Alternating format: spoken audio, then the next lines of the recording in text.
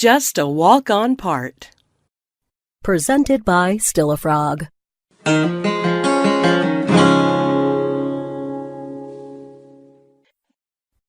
Food was their reason for traveling.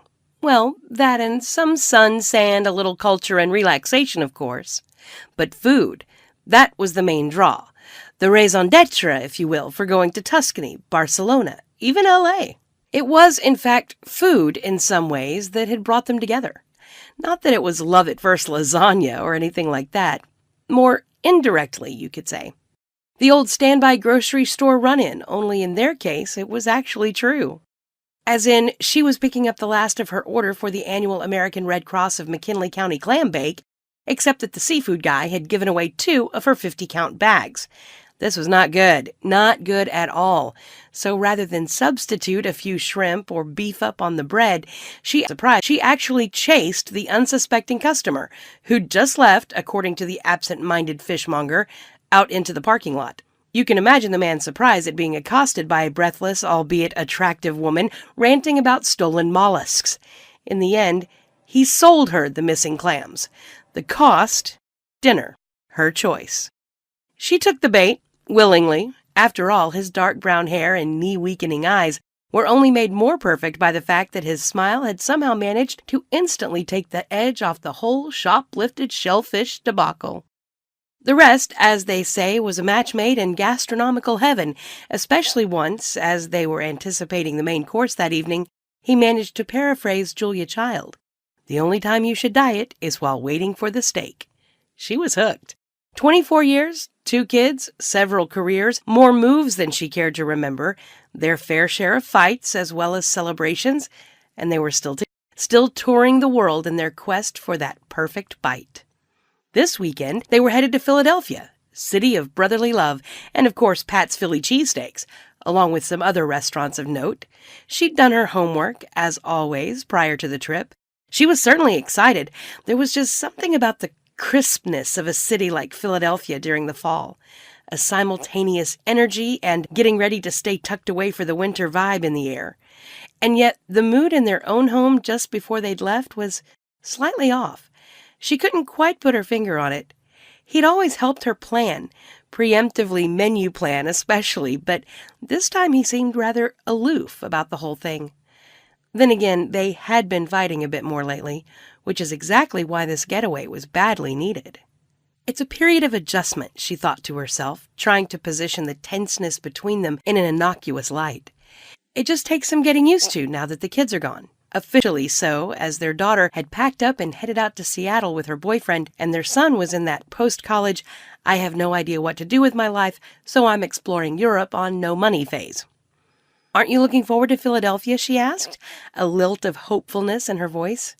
I suppose, I don't know, he mumbled, scratching his head, not taking his eyes off the football game.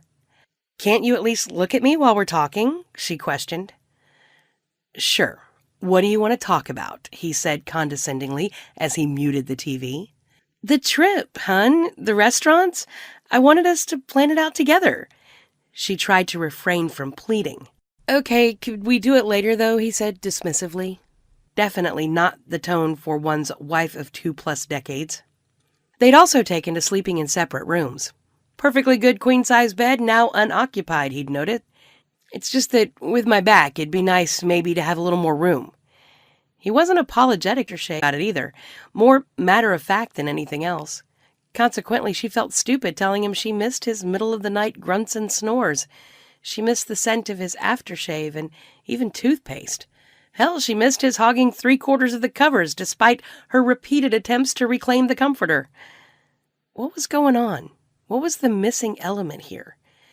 They'd always known how to do this, but this didn't even seem to exist lately.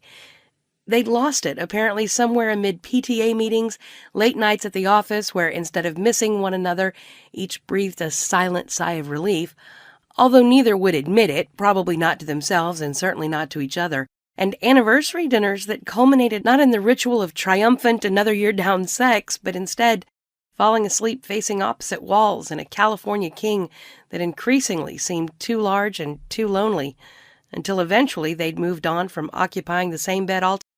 The trip to Pennsylvania started off okay. If she was being completely honest, though, maybe somewhat lackluster. Their hotel did overlook Center City. At night, the lights were dazzling, so that was something. That first day, they'd lunched at a semi-famous Italian spot in South Philly.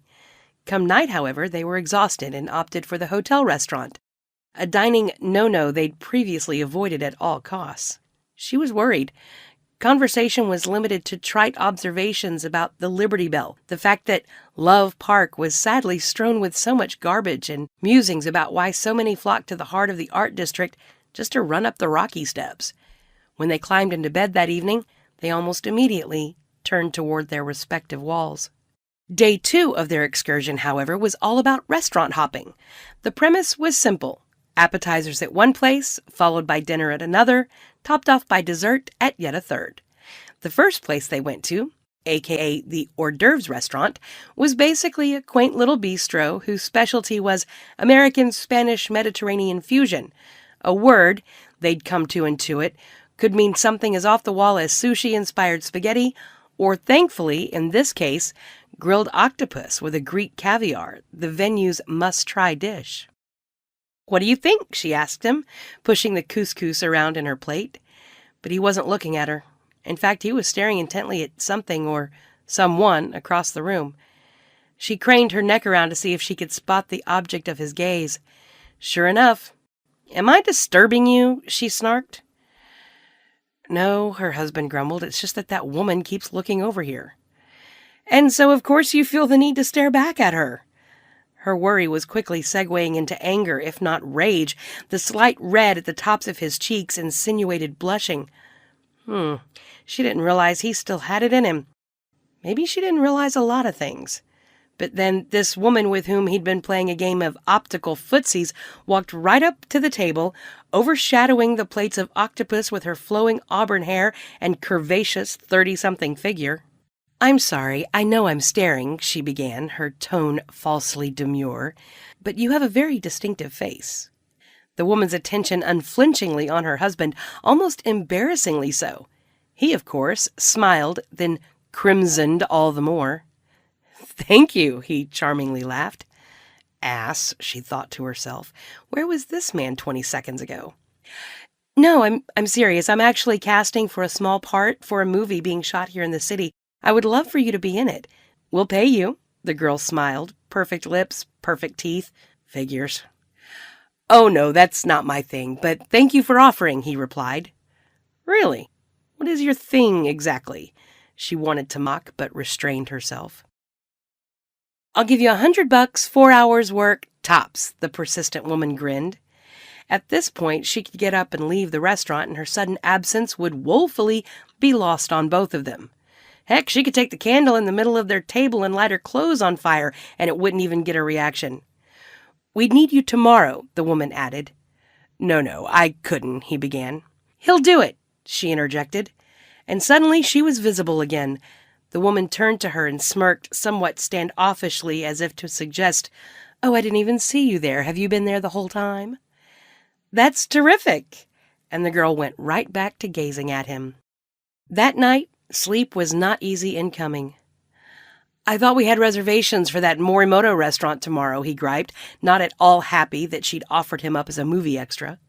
"No worries, we'll just go somewhere else when you're done with your movie shoot." "I didn't even want to do the damn thing. Why the hell did you volunteer me?" he bit back. "I just thought you might want to spend some more time with your admirer," she quipped. "You're a piece of work, you know that?" he grunted. "Well, at least you'll be with someone you enjoy talking to." She couldn't help herself. She'd been internally rehearsing these anger-fueled one-liners ever since they'd left the restaurant. Why couldn't he smile like that at her? Why didn't he stare, mesmerized by her? Why didn't he exude charm with her? Maybe there was really nothing more there after all. The next day, he took a cab to the address that the voluptuous, "Oh, please come be in my movie" vixen had given him. She, in the meantime, wandered the streets of Philly. No place in particular, aimlessly window shopping without really looking into any windows. Her mind was in a million places. Actually, just one place. Even the temptation of a gourmet meal could not lure her out of her funk. 4 hours' work was apparently movie speak for 8. Already 6 p.m. and nothing from him. And so, legs eventually aching, she trudged back to the hotel, got under the covers, and cried herself into a tentative sleep. She awoke upon hearing shuffling in the room. What the hell time is it? She wondered. She felt like she'd been sleeping for hours on end, though, glancing at her cell, she could see it had only been about 3. Turning on the light, she saw him standing there, holding up 2 bags of what smelled distinctly like shellfish. "I owe you these," he said. "What are you doing?" "Finished filming, took a long walk, thought about some things. I was down in Little Italy and saw these out on one of the vendors' carts. Remembered some things, too," he smiled. "More movie stuff tomorrow, or should I say more of the redhead who can't keep her eyes off you?" She sighed, partly wishing she hadn't said that. "Nope, all done. That was just a walk-on part. Like I explained, not really my thing." "Now clams, that's another story," he laughed. He paused and then began again, more seriously. "I meant what I said. I'm in this for the long haul, till death do us part. This is everything I want." She stopped and in that moment saw a flustered man in the grocery store parking lot looking at her like she was some sort of lunatic on a crazed quest for quahogs. He smiled, and in his eyes she saw that same knee-weakening look from all those years ago. "Would you throw those in the mini-fridge and come to bed?" she smirked.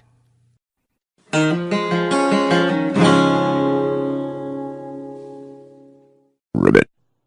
Want to hear more about fall-down laughing first date disasters, hilarious online dating nightmares, and even that rare, magical meeting that turns into a romance for the ages? Download our free app, A New True Story Every Day, the ever-entertaining comedy of the attraction between men and women.